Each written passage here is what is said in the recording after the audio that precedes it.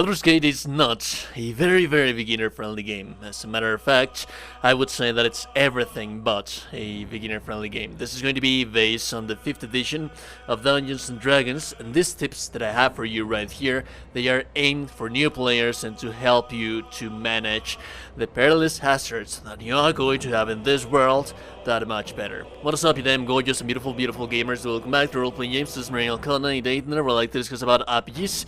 If you like the content, like and very super appreciated.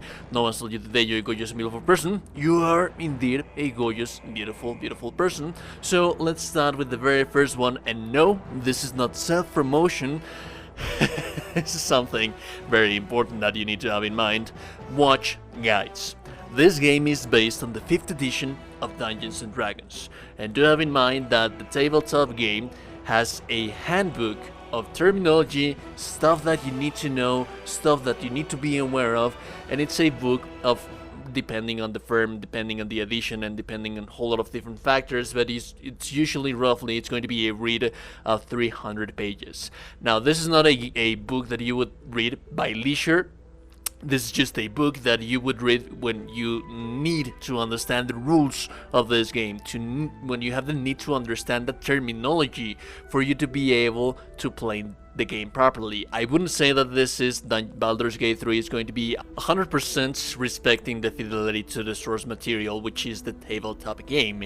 But that being said, I myself, personally, I have covered, I would say, on my series of beginner's guides, I'd say that 2 or 3 hours of content, and if you think that that's quite a lot, well, do have in mind that we cover either terminology, interesting mechanics that the game doesn't explain to you, and this is going to be basically 80% of the game that you are going to have in Baldur's Gate 3.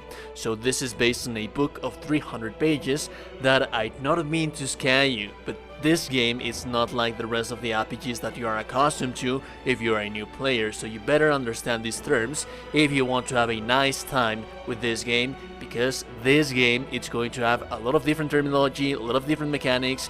While this is the base, this is the mother of all of the RPGs that you know. Before there were any computer games, before there were any computer RPGs, there were tabletop RPGs. This is the beginning of them all.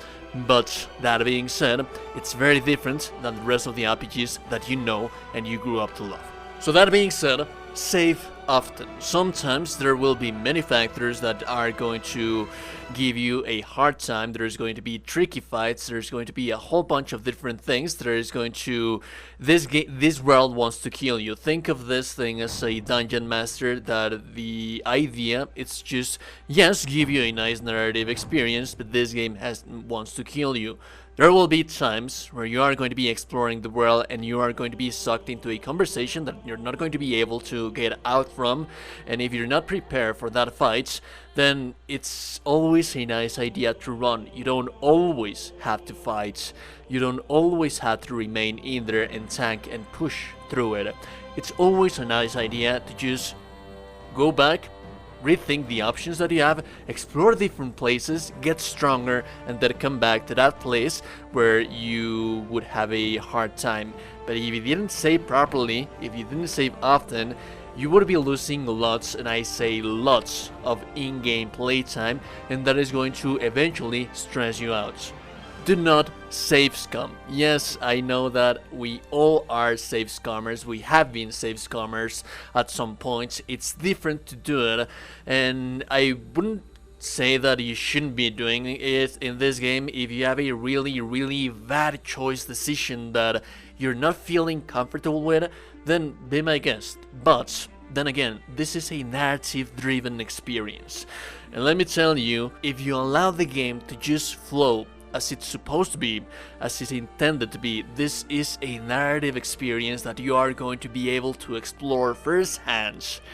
And this game has thousands of endings, and that is not just a number that I just came up with. This is true from developer word.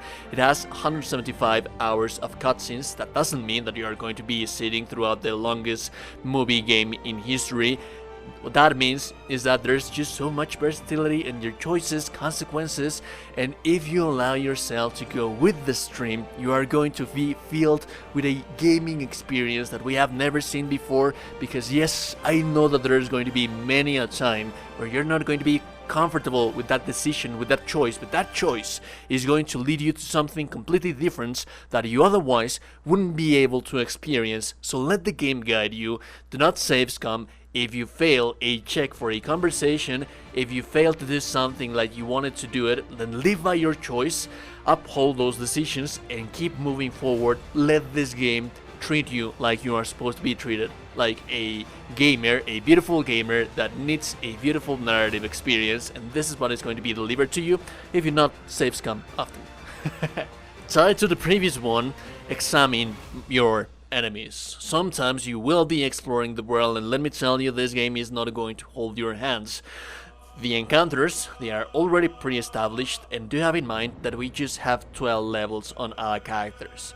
Some people is not very familiar with the leveling system of Dungeons and Dragons. Some people are thrown away by the idea, but usually what that means in this kind of games is that every level that you are going to get in this game is going to give you a huge power spike. It's going to be different in different levels because there's different class features and whatnot, but what you do need to understand is that you shouldn't be fighting enemies that are higher your level.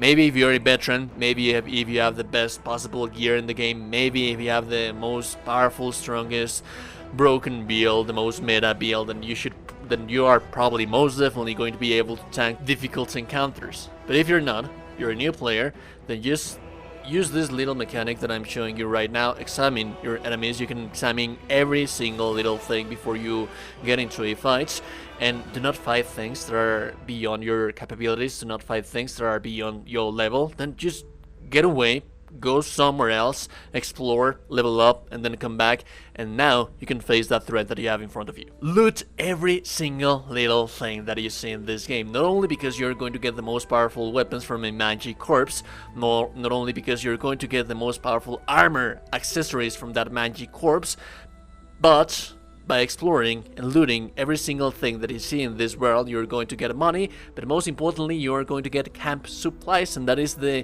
vital blood of this game. I do not know if I like how this feels, because if you are playing with a dungeon master, they are leading the thing for you to feel like you have limited resources, because every single spell that you're going to be using with your casting spells, with your melee classes, there are some skills that you are not able to do at every single time. You have to rest, and sometimes you will feel like you need to manage. Not in this game. If you loot properly, you're always going to have enough resources to rest as much as you want, which leads us to the next point. After every fight, if you are doing your exploration properly, rest. Immediately rest.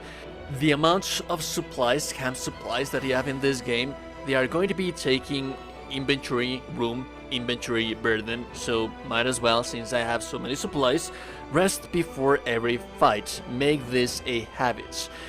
Do not go into fights before resting, and just have all of your resources filled up before you fight against anything, because like I said, there's going to be some very tough encounters, and if you have all of your resources available to you at all times, it's just going to make your experience, your life, so much easier in this game. Analyze your environments before proceeding. This goes hand in hand with what we were speaking about previously.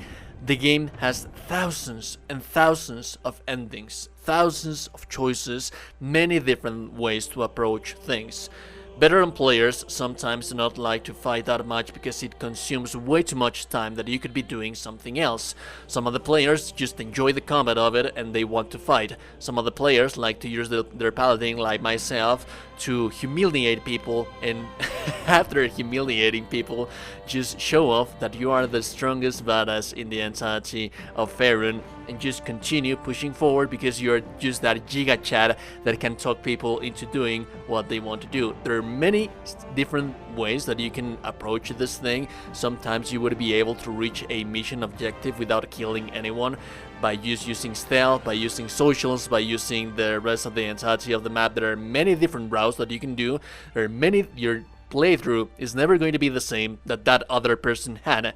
So be sure to explore all of your possibilities and not just be walking around mindlessly expecting things to happen. And then finally, I think that this is one of the most important advices that I can give to new players. Build everyone properly, not just your main character.